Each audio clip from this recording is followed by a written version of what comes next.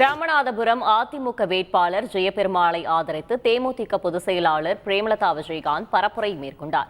கமுதி பேருந்து நிலையம் முன் வாக்கு சேகரிப்பில் ஈடுபட்ட அவருக்கு கூட்டணி கட்சியினர் உற்சாக வரவேற்பு அளித்தனர். அப்போது பேசிய அவர், மீனவர்களை பாதுகாக்கும் கட்சியாக அதிமுகவும் தேமுதிகவும் உள்ளதாகவும், கச்சத்தீவை 1974ஆம் ஆண்டு திமுகவும் காங்கிரசும் கூட்டு சேர்ந்து இலங்கைக்கு தாரை பார்த்து விட்டதாகவும் குற்றம் சாட்டினார். கச்சத்தீவை விட்டுக் கொடுத்தது யார்? நீங்க யோசிங்க. 1974 திமுகவும் காங்கிரசும் ஒரு உடன்படிக்கையை ஏற்படுத்தி கச்சத்தீவை விட்டு கொடுத்துட்டாங்க.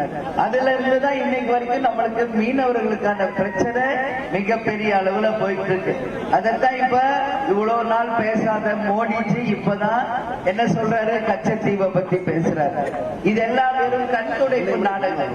உறுதியாக என்றைக்குமே மீனவர்களுக்கு உரிய பாதுகாவலர்களாக இருப்பவர் அதிமுகவும் தேமுதிக மட்டும்தான் என்பதை மீனவ மக்களே அறிவார்கள். செய்திகளை உடனுக்குடன் தெரிந்து கொள்ள உடனே சப்ஸ்கிரைப் பண்ணுங்க.